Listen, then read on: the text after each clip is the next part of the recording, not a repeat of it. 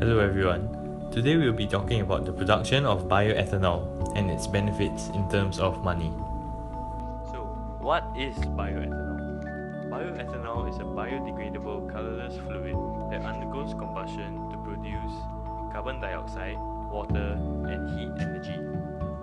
So, what can be used to produce bioethanol? The answer is biomass and microbes.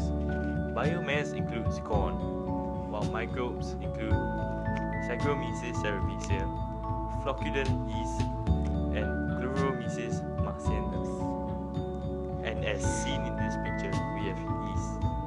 There are various ways in which bioethanol can be produced.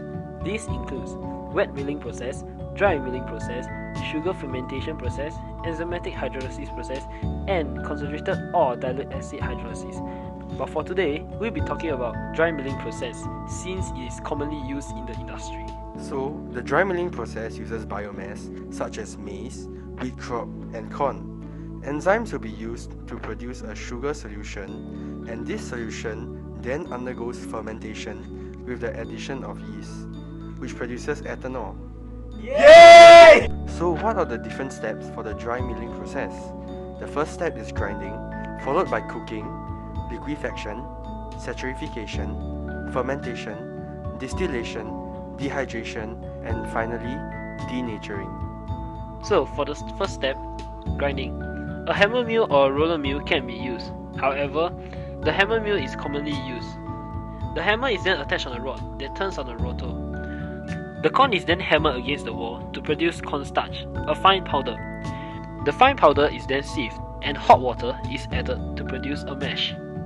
Next, we have jet cooking, or rather, gelatinization. The mash is then heated at 105 degrees Celsius to 120 degrees Celsius for 2 to 7 minutes. Amylase is then added to reduce the viscosity of this mash. Next, this mash then undergoes liquefaction. Liquefaction is a partial hydrolysis to further reduce the viscosity.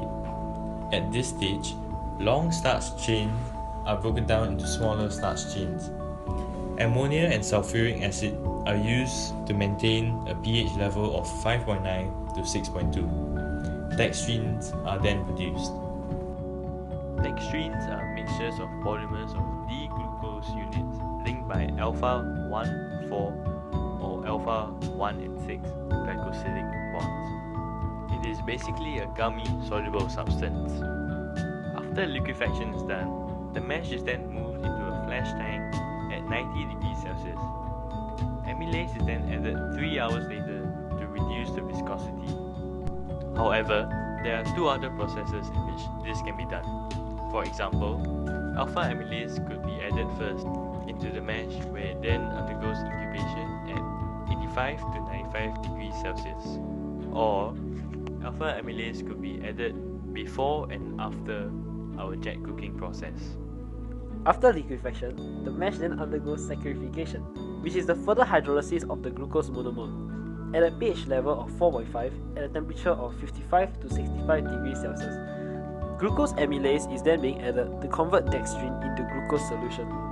Next, we have our fermentation process. Yeast is added to a previously obtained glucose solution. This gives us ethanol and carbon dioxide. The addition of virginomycin and penicillin is crucial as it helps to prevent contamination. Also, ammonium sulfate or urea is also added in order to supplement nitrogen to the yeast. The whole fermentation process will take 2 to 3 days and will yield us a solution of 12 to 15% ethanol concentration. So are there ways to save time and money? Of course there are. One of the ways that is used to save time is simultaneous saccharification. This means that saccharification and fermentation happens at the same time. Glucose amylase and yeast are added together to the glucose solution.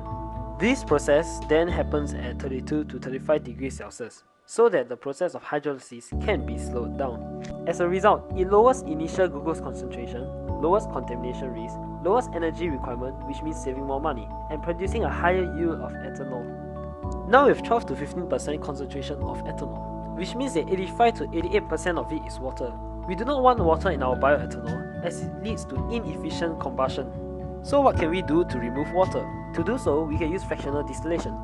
As seen in this picture here, we have different fractionating columns to separate different mixtures. Water has a boiling point of 100 degrees Celsius and ethanol has a boiling point of 78 degrees Celsius. However, because water and ethanol evaporate at a lower temperature than their boiling points, and because they both have OH functional groups that are attracted to each other, they are strongly bounded to each other and form an azeotrope together. An azeotrope is a mixture of two liquids which has a constant boiling points and composition throughout distillation. Hence, they cannot be completely separated. As a result, the final concentration will be 95% ethanol and 5% water. So, to completely remove water, it then undergoes dehydration. A zeolite, which is a membrane that has a pore size of 0.3 nanometer, is then used.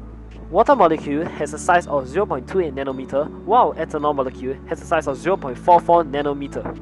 This means that only water molecules can pass through the membrane, while ethanol molecules will not be able to pass through the membrane. Finally, it then undergoes the process called denaturing. What we have now is an anhydrous solution of ethanol after dehydration. By undergoing denaturing, it will make the ethanol solution unfit for human consumption. To do so, we will add 2 to 5% of gasoline.